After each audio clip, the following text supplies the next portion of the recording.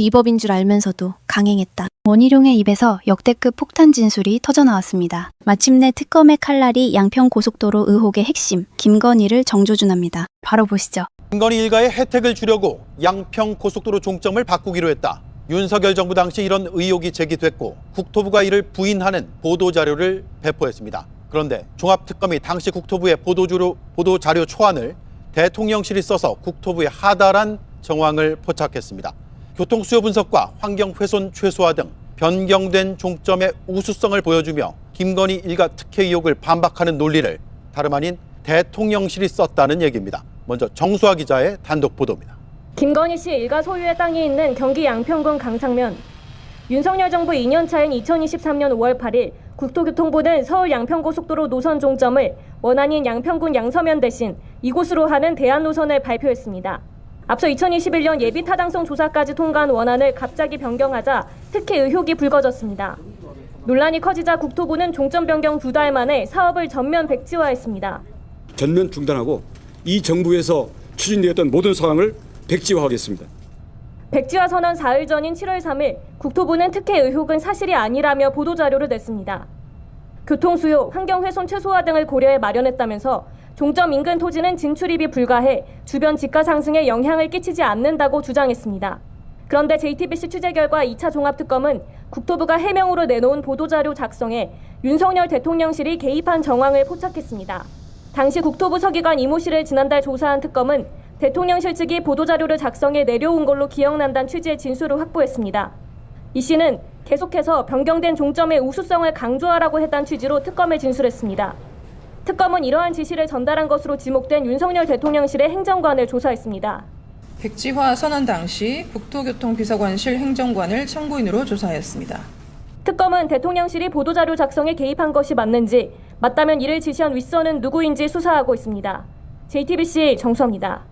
해명 보도 자료를 발표한 뒤에도 논란이 가시지 않자 원희룡 당시 국토부 장관은 양평 고속도로 사업을 전면 백지화했습니다. JTBC 취재 결과 원 전 장관은 내부 회의에서 그대로 진행하면 수사를 받을 수 있다고 말한 것으로 확인됐습니다.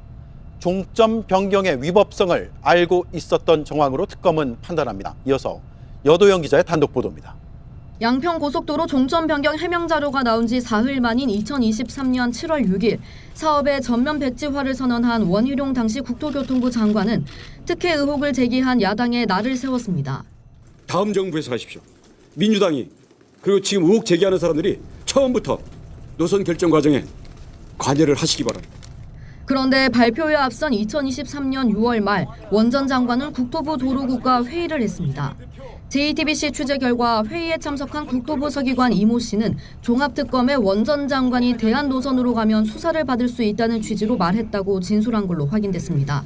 원 전 장관이 꼭 대안으로 가야 하느냐, 대안으로 못 간다, 원안으로 가라고 했다는 겁니다. 논란 반응을 보이자 원 전 장관은 대안으로 가면 수사를 받을 수 있다며 이런 지시는 자신이 도와주는 것이란 취지로 말했다고도 했습니다. 특검은 이 진술을 근거로 원 전 장관이 종점 변경의 위법성을 인식했다고 의심하고 있습니다. 그런데도 사업이 무산된 데에 야당 탓을 한 셈입니다. 이 서기관은 원 전 장관 지시를 따르려고 했지만 대통령실 측이 변경된 종점의 우수성을 계속 강조해 해명 자료에 담았다고 진술한 걸로 전해졌습니다. 해명 자료 발표 이후에도 논란이 끊이지 않자 결국 원 전 장관이 직접 나서 사업 자체를 백지화했고 이 과정에서 도로정책심의위원회 등 적법 절차를 거치지 않아 직권을 남용했다는 게 특검의 시각입니다. 원 전 장관은 장관으로서 정무적 결단이었고 심의 대상도 아닌 사안인데 특검이 도로정책심의 핑계로 입건했다는 입장입니다. JTBC 여도현입니다. 네, 결국 이 사건에서도 당시 대통령실이 김건희 씨를 보호하기 위해 직접 나선 게 아니냐는 의구심이 커지고 있습니다. 법조팀의 윤정주 기자가 나와 있습니다. 대통령실이 나서서 양평고속도로 종점 변경을 강행하려 한 것으로 볼 수 있는 것 아닌가라는 생각이 드네요. 네, 대통령실이 국토부에 양평고속도로 종점 변경의 우수성을 강조하라고 요구한 건 특혜 논란에도 불구하고 계속 밀어붙이라는 메시지를 전달한 것과 같습니다. 네. 특히 교통 수요를 고려했고 환경훼손은 최소화하고 이 주변 땅값에는 영향을 미치지 않는다는 이런 구체적인 내용도 대통령실에서 직접 내려보냈다는 진술이 나왔습니다. 네. 앞서 뉴스룸에서 종점 변경이 추진되는 강상면 일대에 김건희 씨 일가가 주택 분양 사업을 추진했다라는 내용도 보도했잖아요. 네, 그렇습니다. 시간 순으로 정리하면요. 이 김건희 씨 오빠 진우 씨는 여러 번 수정을 거쳐 2020년 강상면에 소유하고 있는 땅에 이 주택 분양 사업을 추진하는 PPT를 만들었습니다. 당시만 해도 양평고속도로 종점으로는 강상면이 아닌 양서면이 거론됐습니다. 그런데 윤석열 정부 시기인 2023년 5월 종점을 강상면으로 두는 방식으로 노선을 변경한다는 내용이 공개됩니다. 그 뒤 특혜 논란이 불거지자 대통령실은 국토부의 해명 자료에까지 개입하면서 변경안을 강행하려는 움직임을 보였습니다. 네. 정리하면 주택 사업 계획, 종점 변경 추진, 그리고 대통령실의 해명 자료 개입까지 이 김건희 씨 일가에 대한 특혜 의혹이 하나씩 퍼즐이 맞춰지고 있는 것 아니냐는 지적이 나옵니다. 네. 특히 김건희 씨 오빠가 만든 PPT 파일 있잖아요. 거기에 담긴 사업 계획은 매우 구체적이었습니다. 네, 그렇습니다. 금융권 대출을 위해 만들었다고 하는데요. 전원주택 20에서 30채를 짓고 약 48억 원의 매출을 예상한다거나 단지 진출입로 공사 계획까지 넣는 등 매우 구체적인 내용이 담겨 있었습니다. 예. 이 강상면으로 고속도로 종점 변경이 된다면 주택 사업은 더욱 탄력을 받을 수 있던 상황입니다. 네. 자, 그리고 원희룡 전 국토부 장관이 당시 내부 회의에서 수사받을 수 있다 이런 언급을 했다고 조금 전 보도를 해드렸는데 법적으로 문제 소지가 있다는 걸 당사자들도 알고 있었다는 얘기로 볼 수도 있지 않나라는 생각이 드네요. 국토부 관계자는 원 전 장관이 내부 회의에서 수사를 받을 수 있다는 말까지 했다는 취지로 진술한 것으로 취재됐습니다. 네. 수사를 언급했다는 건 위법성을 어느 정도 인식했다는 점 변경에 다시 힘을 실었고 그 뒤에도 논란이 계속되자 원 전 장관은 그제서야 백지화를 선언한 모양새입니다. 예. 자, 이 수사가 이제 진척이 많이 된 것 같습니다. 앞으로 어떻게 됩니까? 네, 특검은 국토부에 자료를 내려보낸 대통령실 행정관은 이미 특정해서 조사를 한 것으로 취재됐습니다. 현재는 행정관에게 지시를 내린 윗선이 누구인지 확인 중인 것으로 알려졌습니다. 특검은 또 당시 상황을 묻기 위해서 오는 8일에 원 전 장관에 대한 소환을 추진하고 있습니다. 예. 알겠습니다. 윤정주 기자 수고했습니다. 윤석열 정부 2년 차인 2023년 국토부가 양평고속도로 종점을 김건희 씨 일가 땅과 인접한 양평군 강상면으로 바꾼다고 발표하면서 특혜 시비가 불거졌습니다. 당시 국토부 장관은 개발이 불가능한 곳이라 해명했습니다. 선산 땅입니다. 조상들의 무덤이 있는 땅이라는 거죠. 개발합니까, 여러분? 그런데 김 씨 일가가 선산 땅이라던 해당 부지에 일찌감치 주택 분양 사업을 계획했던 정황이 포착됐습니다. 특검은 김건희 씨 오빠 김진우 씨가 2020년까지 작성해온 양평 전원주택 사업 계획서란 제목의 PPT 문건을 확보했습니다. 사업 부지인 강상면 병산리 일대는 종점으로 지목된 곳에서 반경 1km 이내에 있습니다. 여기다가 전원주택 지으려고 한 적 있어요? 그랬나 봐요. 샀다고 그러는데 모르겠어요. 지금은 어떻게 됐는지. 문건에 적힌 토지 일대로 들어가는 길목입니다. 김건희 씨 오빠 김진우 씨는 축구장 2배 정도 면적인 이 토지를 개발해서 전원주택 사업을 하려는 계획을 세웠습니다.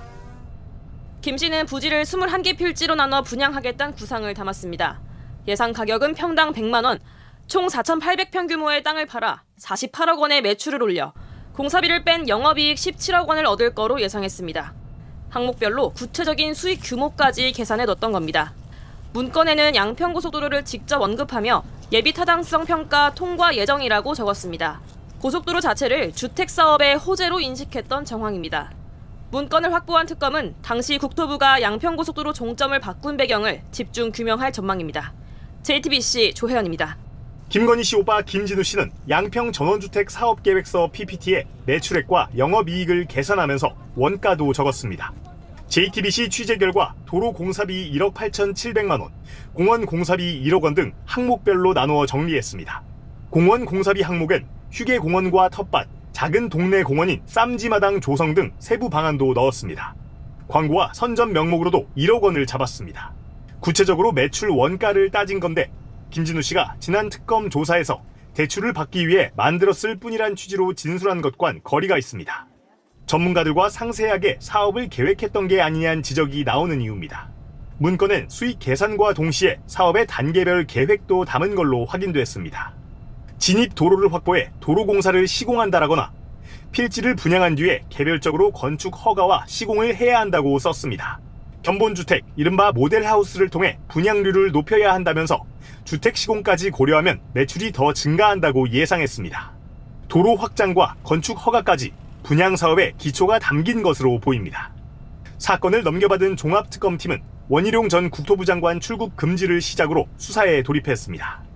양평고속도로 노선 변경과 관련해서 일부 관련자가 김건희 특검에서 기소가 되었습니다만 남은 의혹 해소되지 않은 부분이 있어서 이어서 수사할 예정입니다. 특검은 조만간 강제 수사에 나설 걸로 보입니다. JTBC 연지환입니다. 네, 김건희 씨 오빠 김진우 씨가 작성한 전원주택 사업 PPT 문건을 취재한 법조팀의 윤정주 기자가 나와 있습니다. 김건희 씨 일가가 그 부지에 주택 분양 사업을 계획한 걸로 보이네요. 네, 그렇습니다. 이 PPT 제목은 양평 전원주택 사업계획서로 김건희 씨 오빠 김진우 씨가 2016년 처음 작성했습니다. 그리고 2020년까지 여러 차례 수정을 거쳤습니다. 양평군 강상면 일대의 4,800평 규모의 땅에 전원주택 20에서 30채를 짓고 이 한 채당 2억에서 3억 원에 분양하는 계획을 세웠던 것으로 취재가 됐습니다. 이 총 매출은 48억 원, 17억 원의 영업이익을 예상했는데요. 주택단지를 조성하는 데 필요한 도로와 공원, 텃밭을 조성하는 비용까지 모두 PPT에 적어놨습니다. 이 자료는 지난해 김건희 특검이 확보했고 사건을 넘겨받은 종합특검이 분석하고 있습니다. 네. 2023년 양평고속도로 종점 변경 논란이 불거졌을 당시에 원희룡 당시 국토부 장관은 강상면 땅은 선산이 있어서 개발이 불가능하다는 취지로 해명했는데요. 이 정작 땅 주인인 김 씨 일가는 원 전 장관의 이런 해명과는 다르게 수년 전부터 수익 사업을 구체적으로 계획하고 있던 겁니다. 네, 조상묘가 있어서 어떻게 개발하느냐 이렇게 주장을 했었잖아요. 실제 부지에 가보니까 어땠습니까? 국토부가 변경한 종점 예정지와 가까웠습니까? 네, 취재진은 김진우 씨가 주택 분양 사업을 하려 했던 강상면 부지를 찾아가 봤는데 이 종점 예정지로부터 1km 거리 이내에 있었습니다. 주택 분양 사업은 대도시 접근성이 성패를 가를 핵심 요소이기 때문에 만약 윤석열 정부 계획대로 변경됐다면 큰 호재가 될 수 있었을 것으로 보입니다. 실제 김진우 씨도 PPT에 양평고속도로를 언급하면서 예비 타당성 평가를 통과할 예정이라고 적었는데요. 김 씨는 다만 해당 문구는 인터넷 게시글을 참고한 것이라고 김건희 특검 조사에서 해명했습니다. 예. 양평고속도로 의혹과 관련해서 김건희 씨가 직접 개입한 것으로 의심되는 정황도 나왔죠. 네, 지난해 이 사건을 먼저 수사한 김건희 특검이 확보한 국토부 관계자 녹취가 있습니다. 양평고속도로 종점 변경이 백지화된 이후인 2023년 7월 대통령직 인수위에 파견됐던 국토부 김모 과장이 이 동료에게 IC를 만들어달라고 했는데 JC를 만드니 여사가 화가 났다. 이런 취지로 말하는 육성이 담겼습니다. 김건희 일가 땅으로 연결되는 IC가 아니라 진출입로가 없는 JC로 계획을 짜자 이 김건희 씨가 문제 제기를 했다는 취지로 해석되는데요. 김건희 특검은 김건희 씨가 종점 변경에 관여한 정황으로 의심해서 추구했지만 이 대화 당사자들은 농담성, 푸념성으로 언론 대응 과정에서 한 이야기라며 부인했습니다. 김 씨 일가가 계획한 주택 분양 사업이 갑작스런 양평고속도로 종점 변경의 동기가 된 건 아닌지 또 변경 과정에서 김건희 씨 개입이 있었는지 앞으로 종합특검 수사로 밝혀져야 할 대목입니다. 네, 수사 결과를 지켜보죠. 윤정주 기자 잘 들었습니다. 지금부터 김건희 일가의 양평 땅 관련 의혹을 집중 보도하겠습니다. 특검 수사는 끝났지만 양평 고속도로 종점을 변경한 의혹은 여전히 안개 속입니다. JTBC 취재 결과 특검이 국토부 공무원의 녹음 파일을 확보했습니다. 이 공무원은 윤석열 인수위에 파견됐던 인물인데 녹취엔 IC가 아니라 JC로 하니 여사가 화났다는 취지의 말이 담겼습니다. 김건희 일가의 땅으로 연결되는 IC가 아니라 진출입로가 없는 JC로 계획을 짜자 김 씨가 문제 삼았다는 내용입니다. 이 녹취가 경찰로 이첩된다면 수사의 핵심 단서가 될 것으로 보입니다. 먼저 윤정주 기자의 단독 보도입니다. 김건희 씨 일가 선산과 땅이 있는 양평군 강상면 일대입니다. 국토교통부는 2023년 1조 7천억 규모의 국책사업인 서울 양평고속도로 종점을 원안인 양서면 대신 이곳으로 변경했습니다. 예비 타당성 조사까지 통과한 원안을 특별한 이유 없이 갑자기 변경하자 특혜 의혹이 불거졌습니다. 일부러 특혜를 주기 위해서 세워서 계약을 이렇게 엉터리 해왔다 그러면 그 장관이 저부터 깜빵 가야 됩니다. 논란이 걷잡을 수 없이 커지자 국토부는 변경 2달 만에 사업을 전면 백지화했습니다. JTBC 취재 결과 김건희 특검은 윤석열 인수위에 파견됐던 국토부 핵심 관계자인 김모 과장의 녹취록과 진술을 확보했습니다. 국토부 서기관이 인수위 관계자로부터 노선을 강상면 쪽으로 변경하라는 지시를 받고 노선 변경을 적극 주문한 것으로 확인되었습니다. 김 과장은 다른 공무원과 통화해서 김건희 씨를 언급합니다. 종점 변경안이 발표되고 논란이 거세진 2023년 7월 무렵 김 과장이 국토부 이모 서기관과 통화해서 여사가 IC가 아니라 JC를 내니까 화가 났다는 취지로 말한 겁니다. 당시 발표된 국토부 변경안은 종점에 땅과 바로 연결된 IC가 아닌 또 다른 고속도로와 이어지는 JC가 설치될 계획이었습니다. 통상 JC보다는 IC가 설치될 경우 인근 토지 가치가 높아집니다. 특검은 녹음 파일을 김건희 씨 개입을 보여주는 결정적 단서로 보고 김 과장을 소환해 집중 추궁했습니다. 하지만 김 과장은 농담으로 말한 것이라며 부인했고 특검 수사 종료로 녹취는 경찰 국수본에 이첩됐습니다. JTBC 윤정주입니다. 고속도로 종점이 김건희 씨 일가 땅이 있는 강상면으로 변경되고 특혜 의혹이 불거진 시점에 국토부 실무자들은 사태 수습을 논의했습니다. 그 대화 내용도 JTBC가 확인했습니다. 특검이 확보한 녹취엔 너만 알고 있어라. 대통령이 시킨 거다. 이 사안 특검하면 다 감옥 간다. 이런 취지의 내용이 들어있는 것으로 취재됐습니다. 이어서 김지훈 기자입니다. 국토부가 서울 양평 고속도로 종점을 김건희 씨 일가 땅이 있는 강상면으로 변경한 2023년 국토부 실무자들은 윤석열 전 대통령을 언급하며 대화를 나눕니다. JTBC 취재 결과 김건희 특검이 확보한 통화 녹취엔 이거 너만 알고 있어. 대통령이 시킨 거야. 라는 취지의 대화가 담겨 있습니다. 또 사후 대책을 논하는 과정에서 특검하면 다 감옥 간다. 이렇게 하면 큰일 난다고 했잖아. 라는 취지의 대화도 오갔습니다. IC가 아니라 JC로 해 여사가 화났다고 말한 인수위 파견 김모 과장뿐 아니라 실무자들도 종점 변경의 맥락을 알고 있음을 보여주는 대목입니다. 2023년 7월 원희룡 전 국토부 장관은 변경 발표 2달 만에 사업을 전면 백지화시켰습니다. 김건희 여사님 땅이 거기 선산을 옮기지 않는 한, 그것을 처분하지 않는 한 민주당의 이 날파리 선동이 끊이지 않을 것이기 때문에 저희는 그 원인을 제거하겠습니다. 종점 변경에 민원이 있어 변경했다는 해명까지 나왔습니다. 저희가 국책 사업을 하면서 사업비나 이런 부분도 문제가 되지만 항상 문제가 되는 것은 민원입니다. 그래서 다음 단계 사업을 이게 과연 진행할 수 있을까라는 판단을 했고요. 하지만 특검은 당시 종점 변경에 대한 민원은 없었다고 판단했습니다. 느닷없이 종점을 변경한 것도 2달 만에 갑자기 백지화한 것도 논리적 근거가 없었다는 겁니다. 특검은 합리적이지 않은 이유 뒤에 윤석열, 김건희 부부가 있었다고 의심하고 있습니다. 이거 한번 설명 좀 싹 한번 해주실 수 있나요? 네, 양평고속도로 수사 2차 종합특검이 막판에 이제 한 달 더 할 수도 있다 그러는데 뭐 최대 2달 남았다 칩시다. 이제 막판에 이제 박차를 가하고 있습니다. 그래서 양평고속도로 같은 거 안 하고 뭐 했어? 아 그래도 했더라고 수사를. 그러니까 역시 일단 믿어야 돼. 그래서 지금 크게 보면은 대통령실의 개입 그리고 원희룡의 책임 두 가지에 대해서 많은 진술과 증거를 확보한 것 같아요. 그래서 두 줄기로 보는 건데 일단 대통령실의 개입은 뭐냐?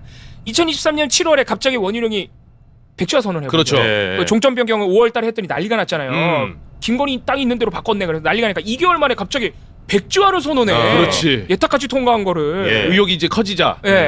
그런 다음에 보도 자료를 내요. 아 이거 김건희 땅 특혜 의혹 아니다 그러면서 국토부가 보도 자료를 냅니다. 거기 보면 되게 웃긴 내용이 있는데 뭐 백지화 선언 전에. 아 선언 전이에요. 근데 헷갈렸나 보다. 백지화 선언 직전에 보도 자료를 내는데 거기 내용이 뭐 특혜 아니다 뭐 이런 건 다 괜찮 뭐 우리가 다 조사 잘했다. 강상면으로 바꾸는 게 맞다. 특혜 아니다. 제일 웃긴 게 뭐냐? 강상면으로 바꿔도 강상면 주변에 땅값 안 오른다. 맞아. 뜬금없이 그게 맞아. 근데 그게 오히려 도둑이 제발저린 거예요. 맞아. 그냥 타당성이 정말 좋다라고만 해도 돼. 근데 그 주변 땅값 얘기를 물론 김건희 의혹이 제기되니까 했겠지만 그런 게 괜히 들어가 있는 거예요. 그런데 이번에 국토부 서기관 그때 당시에 그 보도자료 작성 등등 양평고속도로 사업에 이제 참여했던 국토부 서기관을 특검이 불러서 조사를 하는데 그 대통령실에서 써준 것 같아요. 이런 얘기를 하는 거죠. 맞아. 그래서 대통령실 개입 의혹이 있는 맞아요. 거고 거기다가 두 번째 원희룡 장관도 원희룡 장관은 더 심각해지는데 원희룡 장관은 사업 백지화하기 전에 국토부 회의에서 어떤 얘기를 하냐? 야 이거 너네가 가져온 이 변경된 안 강상면 안으로 하면 안 돼. 원한 대로 가야 돼. 이거 강상면 안으로 가면 수사받아. 원희룡 장관이 이런 얘기를 했다는 거예요. 국토부 회의에서. 이것도 아까 말씀드린 그 서기관이 진술했어요. 자기가 볼 때는 원희룡 장관이 이거 강상면 안으로 가면 위법이라는 걸 알고 있었던 것 같다. 그렇지. 김건희 안으로 가면. 그렇지. 알면서도 강행한 거예요. 근데 이렇게 되면 우리가 백지화는 왜 뜬금없이 막 이상하잖아. 백지화 하는 게 의혹이 아니면 의혹 아니라고 하고 당당히 추진을 하니까 백지화한 게 너무 이상했죠. 응. 이게 이해가 가 이제. 아, 그렇지. 위법인 거 알아요. 네. 근데 막 대통령실은 쫙. 어. 아씨 하긴 해야 돼. 막 의혹 아니라고 막 자기가 나와서 일타 강사라고. 어. 그런데 안 될 것 같아. 어. 백지화 해버리는 거지. 어. 그럼 자기가 런이 되잖아. 이건 파고들면 네. 바로 걸리니까. 바로 걸리니까 바로 수사니까. 중단시켜버리. 일단 시간을 정지시키는 거야. 예. 그럼 자기는 런칠 수 있잖아요. 어. 예. 만약 추진하면 자기도 걸려 들어가지. 아, 나중에 수사 받으면. 일단 나부터 살자가 그렇죠. 나왔구나. 그러니까 윤석열 대통령실한테도 할 말이 있고 어. 의혹에서도 런할 수 있죠. 음. 대통령실한테도 일단은 백지화시켜 내 중단시켰어. 의혹이 너무 많으니까. 네. 그리고 나중에 수사된 걸 생각해도 나는 백지화시킨 사람이야. 어. 이게 이해가 가는 거예요. 백지화가. 그러네. 네. 결국에는 가장 중요한 거 원희룡 당연히 알고 있었다. 위법인 거. 일단 그런 정황과 진술이 종합특검 수사 결과 나와 있다. 예. 이게 오늘 특검의 브리핑입니다. 아, 요즘 그래도 양평 요소식이 많이 나와서 좀 기분 좋더라고. 맞아. 이거 난 묻히나 했어. 네, 그러니까 우리 그때 이거 수사하고 난리 났잖아요. 예. 아니, 고속도로를 꺾어버렸어. 김건희가 그 집 쪽으로. 근데 이거는 진짜 요대로 좀 진짜 응원하는 마음과 함께 네. 이렇게 요런 내용만 보도가 되다가 그냥 끝나버리면 안 되고 나는 진짜 좀 파헤치고 아, 이거 정리가 진짜. 됐으면 좋겠어요. 우리 그때 얼마나 네. 분노했어 진짜로 이거. 아. 이거는 진짜 밝혀져서 죄값 치러야 됩니다. 이건 당연하게도. 네. 네, 말이 안 되잖아요. 저는 종합특검 믿습니다. 예, 한번 최근에 믿어보죠. 몇몇 논란이 있습니다만 예. 믿고 있습니다. 지금 갑자기 원희룡에 네네, 대해서 네, 이제 맞습니다. 2차 특검이 2차 종합특검이 출국 출국 금지. 금지를 해서 이게 도대체 뭐가 나온 거냐 뭐 이런 건 있었는데 1차 특검 때는 원희룡은 아예 조사도 안 조사, 했고 뭐 네네, 출국 금지도 조사하지 안 했고 아무것도 안 했잖아요. 네, 출국 금지는 내려진 적이 있었고요. 네. 조사는 안 했습니다. 아 1차 때도 출국 네네. 금지는 했었고 네. 금지만 해놓고 조사 안 한 네, 거네요. 그렇습니다. 근데 그 실제로 양평 군 의원이기 때문에 가장 많은 내용을 아시는 분이고 많은 언론에 나왔던 자료도 여현정 의원님이 많이 또 확보를 해서 예전에 무슨 녹음 파일도 있었던 것 같은데 맞죠? 맞아요. 무슨 녹음 파일? 네, 녹음 뭐였죠, 파일이 그죠? 네. 이제 고속도로 관련해서 네. 백지화 이전에 있었던 일인데요. 종점 변경에 대한 뭐 문제 제기가 예. 그 지역에서 많이 있었고 그 문제에 대한 단서를 제가 녹음하는 과정에서 예. 공무원하고 업무 보고 받는 녹음이었어요. 그래서 통상적으로 그 업무 보고는 제가 함께 참여를 했고 그 기록되신 녹음을 한 거였고 이것을 제보를 했는데요. 거기에 예. 그러니까 종점 변경이 양평의 요구로 시작되었다라는 주장을 원희룡이 계속 해왔기 때문에 예. 그거에 대한 진실을 확인하기 위해서 공무원하고 업무 보고를 받았고 그 내용을 제보했는데 이게 또 품위 유지 의무 위반이라고 해서 제명을 시킨 그러니까 일이 있습니다. 양평군 의회가 네. 당시 그러니까 지금도 국민의힘이 많은 모양이죠? 7명 중에 5명이 국민의힘입니다. 저희 2명밖에 그래서 없습니다. 제명을 시켜버렸어요? 네, 제명이 됐었고 이거 소송해서 네. 승소해서 복직했습니다. 네. 복귀를 하셨는데 네. 원래는 올해 1월만 해도 보니까 양평 군수 네, 출마를 하겠다고 준비하고 기사가 있습니다. 나왔는데 네. 지금 뭐 쉽지 않은 상황이라고. 출마 포기했습니다. 출마 포기를 포기했어요. 네, 네. 했고요. 이렇게 제가 지금 돌이켜 보니까 그 서울 양평 고속도로 이전과 이후로 예. 3위 원장이 바뀝니다. 그래서 맞아요. 네, 사실상 많이 탄압을 받고 있는 것 같은데요. 그 일환으로 네.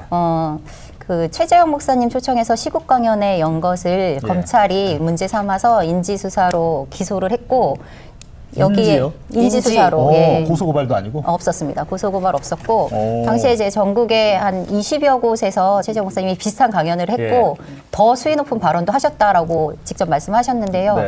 그 여주 양평 사건만 문제를 삼았고 인지 수사를 했고 저희는 이제 검찰이 보복 편파 기소를 했다라고 생각하고 있습니다.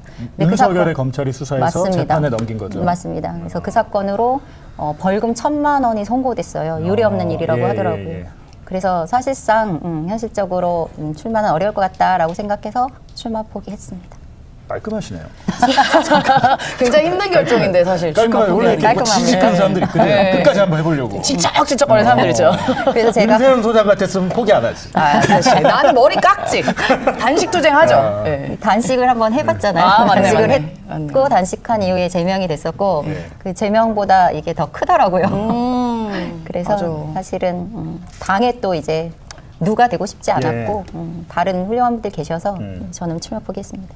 그러니까 여현정 의원님이 나오신 것, 이 사건, 그러니까 양평고속도로 의혹이 아마 초반에 제일 처음 기사가 나왔던 게 네. 2023년 네. 맞습니다. 6월경, 네. 6월경이었는데 안진걸 소장님과 임세훈 소장님도 그때 네. 나왔어. 네, 이 그때. 사건 언론에서 가장 먼저 제기한 게 안진걸 소장하고 우리 임세훈 소장인가요? 예, 아마 안 소장님이 오마이TV인가요? 네. 거기서 이제 먼저 최초로 제기를 했고 당시에는 많은 분들이 저거 음모론이다. 그러니까 말이 그때 되냐. 네. 무슨 고속도로를 희귀하냐. 희귀하냐. 아무리 니들이 김건희, 윤석열 미워도 그렇게 될 수가 없다. 우리가 국가 시스템이라는 게 있는 것이고 네. 어떻게 도로를 회계하냐라고 처음에 의구심을 제기했는데 증거들이 따다다닥 다 나가게 나오죠. 됐잖아요. 네. 그리고 저희가 막 땅도 찾으러 다녔어요. 막 산길을 올라다니면서 막 그리고 그렇게 해서 결국은 밝혀냈고 그 그러니까. 과정에서 양평군 의원이셨잖아요. 그런 자료 확보를 또 많이 해주셨죠. 맞아. 네.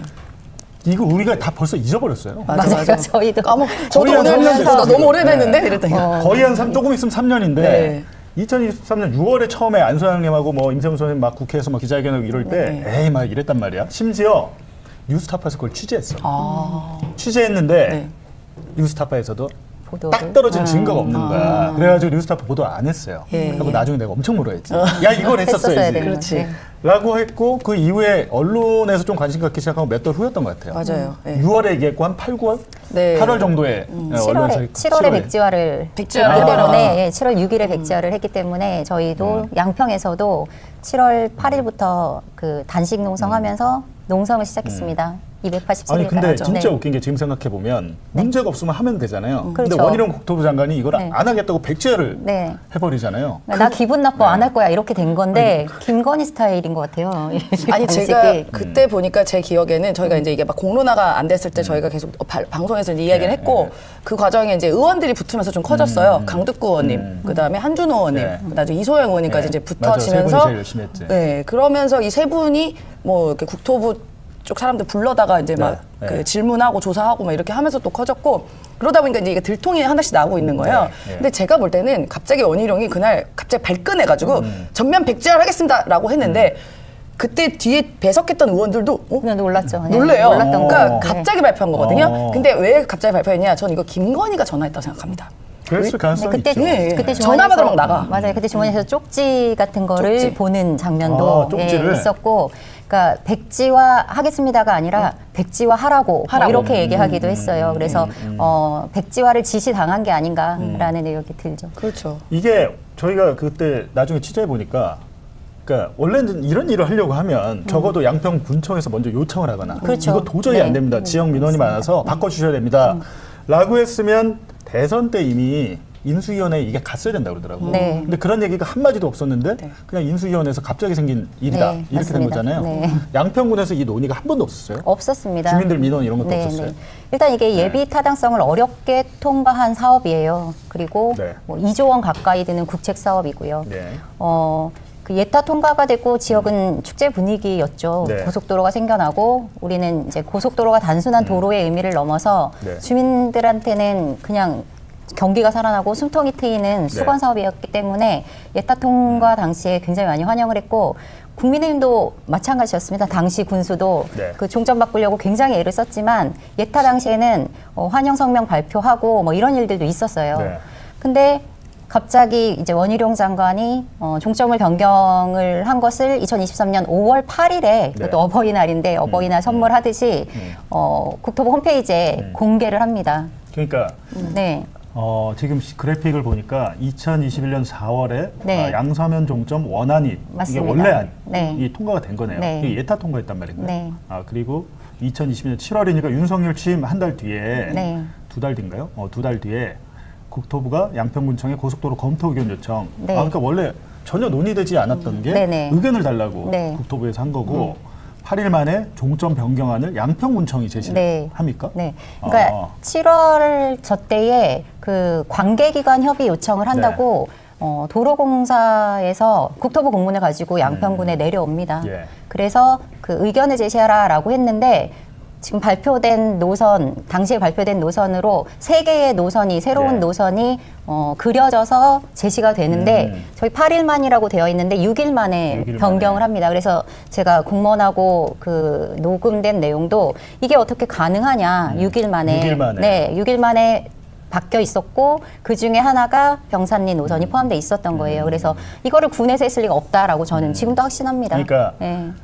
딱 집으면 그러니까 네. 야 한 3개만 그려와 이 중에 네. 우리가 선택하는 걸로 네, 할게 네, 이렇게 맞습니다. 변경할 때 그런 네, 것 네. 같고 2023년 5월에 네. 강상면으로 종점이 변경이 되고 네, 2달 만에 네. 원희룡 장관이 백지화를 하는 거죠. 백지화를 네. 하면서 사실 저 백지화가 일을 더 키웠어요. 맞습니다. 네. 네. 저거 안 했으면 그리고 우유하무엽 쓱 넘어갔을 수도 있고 그게 안이 1, 2, 3이 있었다고 하잖아요. 네. 적어도 이제 기본 구성은 갖춘 거거든요. 안을 제시했었으니까. 네. 물론 이 강상면으로 간 김건희 땅 쪽으로 간 곳이 제일 구렸어요. 네, 돈이 제일 많이 들고 아니 구리단 말이 돈이 많이 비용이 드는 많이 아, 들고 네. 이 공사 굉장히, 기간이 네. 길어지고 적합한 전문 용어. 그렇죠. 아, 그런가요? 길이도 길어지고. 네, 맞습니다. 이게 이제 오래돼서 두 번째 CG 한번 보여주시면 그러니까 양서면으로 원래 가는 게 원안인데 네. 그걸 확 내려가지고 강상면으로 갔다. 네. 인 거죠. 네. 근데 양서면으로 간 게 예비 타당성까지 다 다 어렵게 통과- 네, 다 어렵게 해놓고 통과한 노선이. 뒤늦게 바꾸면 예타 다시 받아야 되는 거예요. 맞아요. 네, 당연하죠. 네. 노선이 총 노선이 55%가 바뀌는 거예요. 네. 그리고 사실상 양평 구간은 100%가 다 바뀌는 거예요. 그리고 저 다리를 건너야 6번 국도 정체가 해소가 되는 거예요. 그러니까 그게 전혀 해당하지 않는 그 고속도로 건설 사업의 목적 자체가 바뀌는 노선이라고 저희는 계속 주장을 했고요. 사실상 길이가 2km 늘어나고 비용도 약 3천억 가량 늘어난다라고 저희는 추산했습니다. 그러니까 근데 원래는 양서면 종점을 한 게 네. 강원도 쪽으로 빠져나가고 맞아요. 네. 춘천이나 이쪽으로 네, 빠져나가는 거 연계성 때문에 저렇게 했는데 맞습니다. 그걸 확 내렸는데 네. 강상면 쪽에 김건희 일가의 땅이 또 엄청 있었던 많이 거죠. 있으니까 당연히 이제 의심을 네. 부를 수밖에 없었어요. 그죠? 그렇죠. 그러니까 양서면으로 종점이 결정된 이유는 첫 번째는 6번 국도 정체 해소였고요. 네. 그쪽으로 강원도 가는 차량이 다 몰리니까. 그리고 장래에 서울 양양 고속도로랑 연결하겠다라는 그 국토교통망 계획 속에 연계되어 있었습니다. 근데 양평에 차는 진짜 많이 막혀요. 주말에 팔당댐 뭐 팔당댐인가 네, 대교 팔당대교. 있는데 네. 두물머리랑 막. 두물머리. 네. 거기 가지면 맞아요. 거의 주말에요. 제가 뭘 봤냐면 한번 저도 양평 땅 찾아다니면서 주말에 이제 오고 가는 일이 많았었는데 그 터널 들어가 입구에 써 있어요. 예. 정체 구간이 시작되니까 화장실 빨리 어디 찾아서 그렇게 가라고. 써 있죠. 네, 그렇게 써 있어요. 그리고 이제 친절하네. 양평에서도, 네, 양평에서도 그 두물머리 내려가는 그 양수 IC부터 두물머리까지 2시간 소요 이렇게 써 있어요. 그러니까 맞아요. 급 정체 구간입니다. 특히나 주말에는. 그러니까 저걸 이렇게 양서면으로 해서 그런 것들을 해결하려고 했는데 네, 그렇죠. 그걸 강상면으로 내리면 아무 관련이 없게 되나요? 김건희 땅이 있죠. 강상문으로 그러니까 옮기는. 그런 정체 해소에 별 도움이 안 되는 강상면으로 가면? 사실상은 그렇죠. 다리를 건너지 못합니다. 강상으로 네. 종점이 바뀌게 네. 되면 이 원안에 있는 대교가 없어지는 거예요. 그렇기 때문에 사실상 6번 국도 정체랑은 관계가 없습니다. 그래서 이제 우리 임세훈 소장님, 안진걸 소장님 열심히 찾아가지고요. 그래픽 3번 보시면 이걸 또 찾아내요. 예, 이 여현정 의원님하고 네. 변경된 노선 종점 인접거리에 김건희 일가와 회사가 보유한 부동산 29필지, 네. 축구장 5개 크기 확인 이렇게 돼 있네요. 네. 근데 저때 제 기억이 나는데 2023년 8월에 제가 기사를 씁니다. 네. 저 필지 정보를 가지고 감정평가를 해요. 네, 맞아요. 예, 부동산 감정평가를 했는데 가장 보수적으로 했을 때 125억 나왔거든요. 그러니까 변경 시세가 반영되지 않은 네. 현재 그 감정평가를 가장 보수적으로 125억인데 저쪽으로 변경이 되면 최소 뭐 몇 배가 뛸 거 아닙니까? 그렇죠. 예, 그렇게 했는데 그때 당시에 제 감정평가를 도와주신 그 김 회계사님, 김영춘 평가사님 네, 등등. 평가사님. 성함 말하면 안 그러니까 돼요. 지금 이거 이거 그냥 실명을 해버리네. 하여튼 우리 그 감정평가사님이 네. 무슨 일이 있었냐면 국토부에서 모 과장이 감정평가협회 전화를 해요. 맞아요. 뉴스타파 봉지욱이 도와준 새끼 이거 잡아. 그래갖고 그걸 찾아.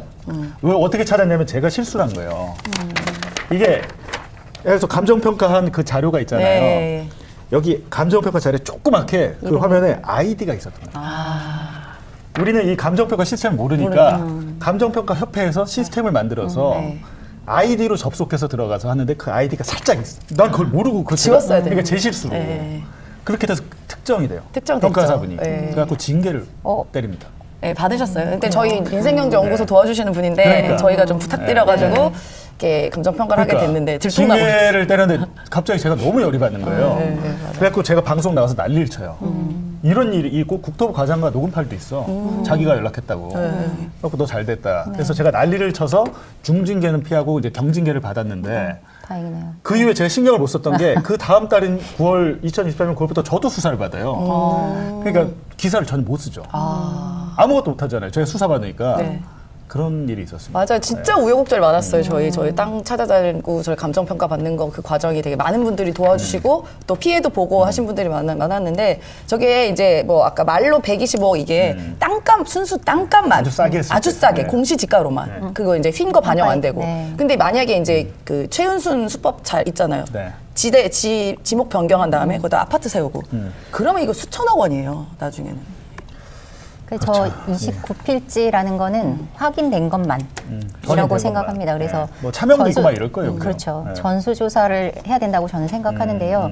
양평군에 밝혀지지 않은 그 부동산들이 많이 있을 거고 양평군의 가장 노른자 땅을 또 가지고 있습니다. 양평 군수가 됐으면 그냥 마음대로 한번 해볼 수 있었을 텐데. 다 밝혀냈을 때. 그게 그러니까. 무서워서 그게 무서워서 네. 이런 일들이 있는 게 아닌가. 그러니까 아까 그 그래프 2번 다시 한번 보여주시면요. 제가 보니까 강상면 근처에 병산리 있잖아요. 네. 병산리에 저 강상면에 병산리가 있어요. 네. 근데 저기에 공흥리에 최은순이 아파트를 지었잖아요. 네. 거기서 크게 재미를 봤거든. 맞아요. 그 아파트를 또 한 번 지을 수 있는 땅이 저기에 있더라고요. 네, 맞아요. 강상면 네. 병산리에. 그게 목적이었던 것 네, 같아요. 그게 제일 컸던 것 같아요. 네. 뭐, 그러니까 산에 있는 것보다도 네. 뭐 산에 있는 거는 뭐 요양원을 하려고 그랬는지 뭐 실버타운을 하는지 알 길이 없지만 강상면에 있는 그 그냥 논밭에 이렇게 구릉지더라고요. 네, 야산. 네, 얕은 거기는 아파트. 아파트를 지으면 몇백 또 거기서 꽤 짓겠더라고요. 몇백 세대를. 그러니까 양평군의 이제 최은순 일가가 이미 아파트 특혜를 보고 예. 보고된 것만 100억 이상의 부동산 이익을 남긴 곳이 공흥지구예요. 공흥지구. 네, 공흥지구권도 이번에 2차 특검에 포함돼서 수사가 계속될 텐데요.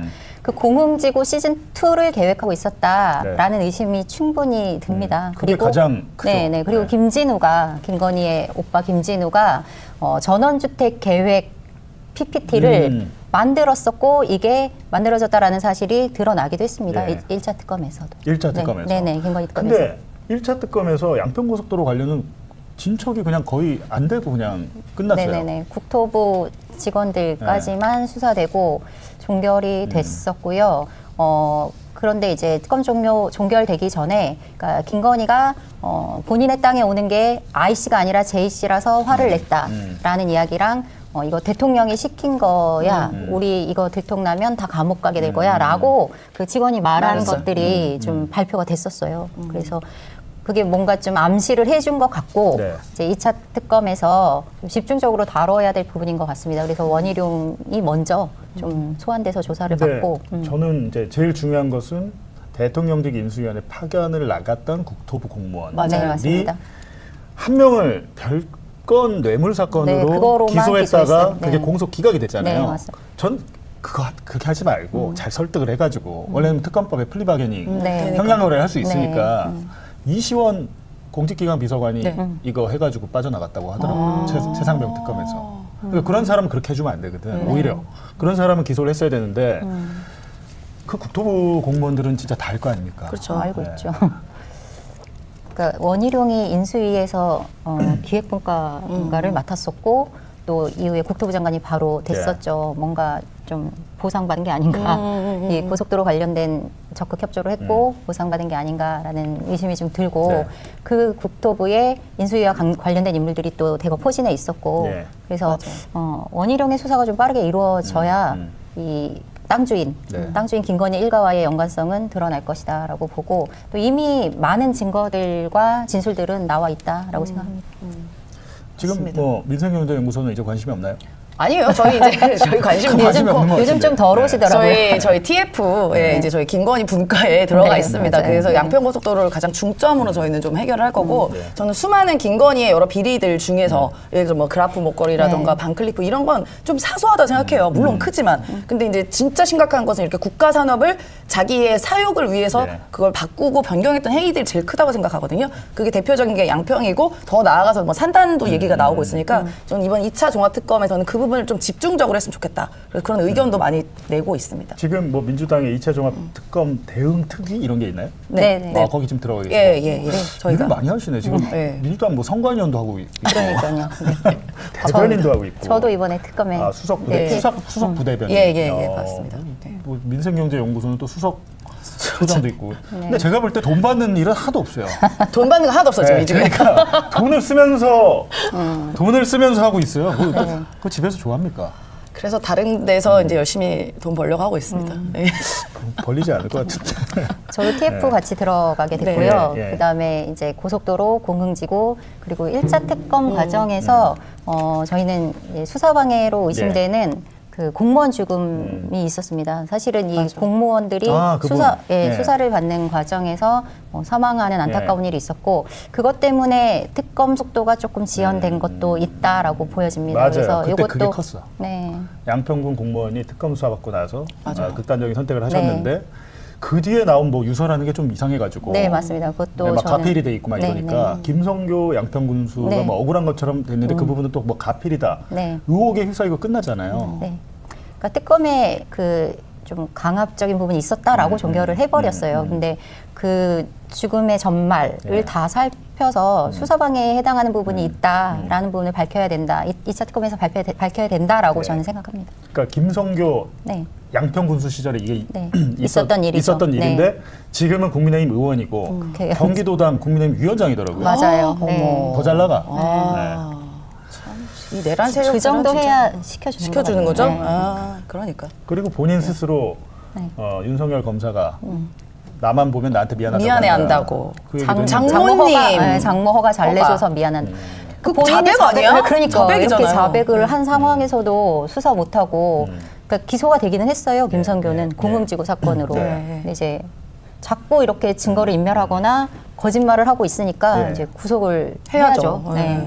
원희룡, 김성교. 그러니까 금액으로 보면 제일 크겠네 이게. 그렇죠. 왜냐면 2조 조단위 사업이니까 2조가 상담보다도 훨씬 큰 일이에요. 그렇죠. 2조가 넘으니까. 근데 이게 진짜 처음부터 이상했던 게 뭐냐면 우리가 이게 KDI에서 원래 분석을 했잖아요.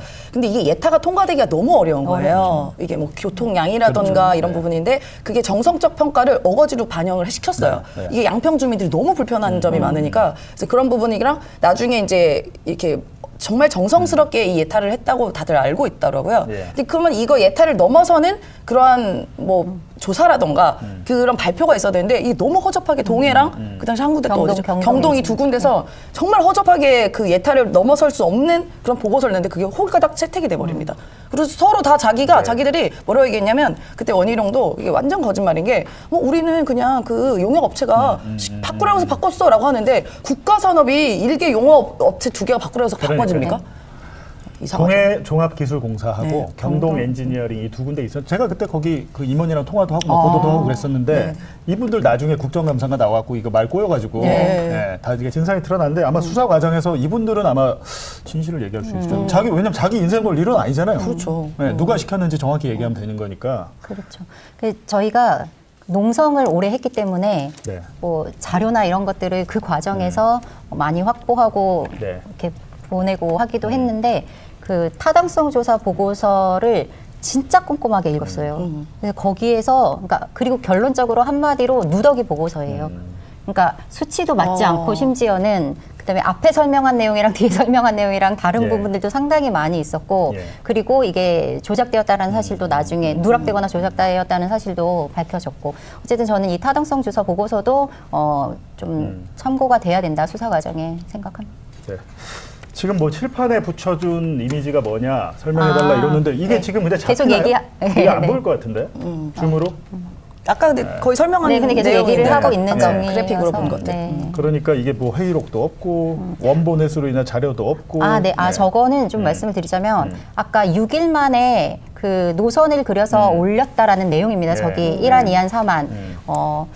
저 중에 이제 병산리 안이 그 2안이고요. 2안으로 존재하는 거고요. 그러니까 양평군에서 관계기관 협의에 의견을 제시했다라고 하더라도 병산리 노선은 두 번째 노선이었어요. 1안이 아니라. 근데 1안은 뭐냐면요. 원래 노선에 IC를 포함하는 거예요. 그러니까 주민들의 요구가 간혹 있었다. 이게 공식 민원은 아니지만 주민들이 좀 불편하니까 IC가 있었으면 좋겠다라는 민원이 간혹 있었다. 그러니까 IC라는 거는 차가 나갈 수 있게. 들어오고 나갈 수 있게. 들어오고 나갈 수 있게. JC라는 거는 나가고 들어오지 못하고 다리만 하게 연결되는. 그래서 그 IC를 포함해달라는 민원 때문에 바꾼다라고 주장을 했어요. 처음에 원희룡이. 근데 IC를 포함하고도 종점을 안 바꾸는 노선을 양평군에서 1안으로 그려준 거예요. 근데 그걸 무시했고 이안을 채택을 했고 그것마저도 6일 만에 그려졌다라고 하는 거는 국토부나 도로공사에서 저 노선을 가지고 왔을 거다라고 저희는 생각합니다. 그러니까 양평군은 뭐 이렇게 맞습니다. 핑계를 명분을 삼기 위해서 양평군 핑계를 댄 거지 절대 6일 만에 그릴 수 없는 노선이다라는 거고요. 결국은 나중에 이제 저 두 번째 노선이 2022년 4월부터 이미 인수위 시절부터 이미 계획되고 있었다라는 것들이 밝혀졌기 때문에 그러니까 양평군 주민들의 민원 때문에 바꿨다라는 주장은 전혀 거짓말인 거죠. 그러니까 원희룡은 계속 그렇게 주장을 해왔거든요. 근데 양평군이 좀 눈치가 없네. 눈치가 없어요. 그러니까 이게 네. 지금 세 개 중에 하나 맞췄어야 되는데 그러니까 일환을 일부러 잘못했네. 강상면으로 일환을 냈어야 되는데 눈치 없이. 지금 여기는 나와 있지 않지만 이안에 대해서는 긍정적인 평가를 서술을 해요, 실제로. 맞아요. 그리고 봤어요. 이안에 대해서는 네. 아 이거는 비용이 많이 들어갈 것이고 사실상 노선이 너무 많이 바뀌기 때문에 어려울 것이다라고까지 의견을 제시해요. 아 근데 양평군이 이거 원했어? 그러면서 이안을 채택을 하는 거예요. 그러니까 이게 되게 앞뒤가 안 맞는 일이에요. 양평군은 그거 별로라고 그랬는데. 네, 처음에 제시할 때는 어려울 거다라고 얘기를 했는데 그렇다고 그건 그럴 눈치가 법한 게 없었던. 가가지고 김건희가 이렇게 할 수는 없잖아요. 그렇죠. 네. 지금 요새 이제 김건희 재판하잖아요. 재판할 때 본적이 나오거든요. 본적이 이제 강상면 병산리. 아, 네. 지금 우리가 얘기했던. 네, 김건희 본적이. 지금 저기.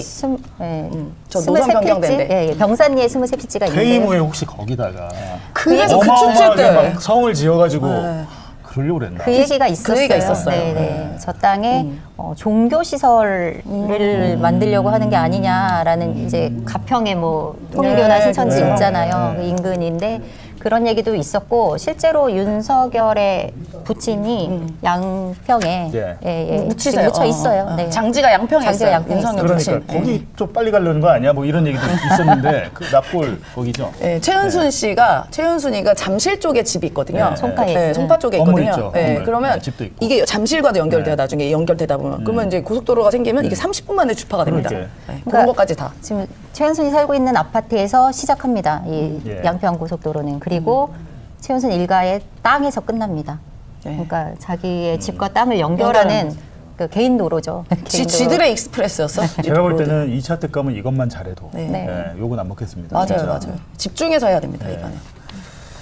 그리고 이게 지금 이 얘기는 그 병산리에 있는 땅이 20필지와 3필지가 따로 나눠져 있어요. 근데 아까 임세훈 선생님 얘기한 야트막한 야사는 공음지구 시즌2를 기획했던 게 아닌가라는 의심이 들고 나머지 20필지는 뭐 선산이네 어쩌네 했지만 선산이 아닌 거 저희가 다 확인을 했고요. 이게 2011년인가 김성교 지금 의원이 군수 시절에 이렇게 지목 변경 다 해준 거예요. 지목 변경 할 수 없는 땅을. 아, 김성교 시절에. 그렇죠. 왜냐하면 여기에 지금 뭐 그 공사를 했거나 뭐 건축물이 들어오거나 이러지 않았는데 지금 다 대지로 되어 있어요. 많은 그 상당 부분이. 그래서 그러니까 원래 이거를 논이나 밭, 논밭이나 임야였죠. 이런 네, 것들을 네, 네. 대지로 바꾸면 집을 지을 수 있고 뭐 대지와 창고 용지 도로로 상당 부분 바뀌어 있어요. 근데 그거를 김성교 군수 시절에 알고 했겠죠, 당연히. 그래서 저희는 이것 또한 의심이 되고 김성교와 원희룡의 관계와 그다음에 모의 이런 것들도 함께 밝혀져야 된다라고 생각합니다. 거기 이제 저희가 그때 땅 갔을 때 보면 되게 희한하고 약간 괴상한 곳이 있었잖아요. 그 김건희가 선산이라고 해서 거기 이제 뒤지러 갔는데 선산은 아주 뭐 위에 있어요. 산 꼭대기쯤에 있고 그 가는 길에 보면은 갑자기 들어간 입구에 개조심 이렇게 써 있어요. 이렇게 개조심 간판이 있어요. 그건 약간 못 들어가게 하려고 일부러 연막 친 것 같은데 실제 들어가면 개가 없습니다.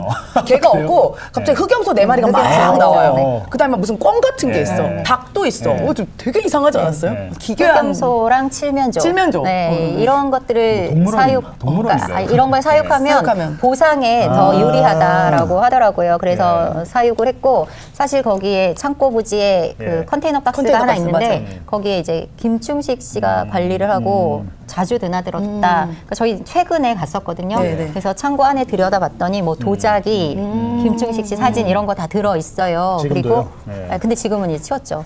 그래서 저희는 이제 사진으로는 김충식 수첩이라는 게 거기서 지금 맞았어요. 맞아요. 거기서 나왔어요. 네. 그 수첩도 참 미스터리던데. 예, 아무튼 안타깝습니다. 양평 군수가 됐으면 다 뒤집어 놨을 텐데.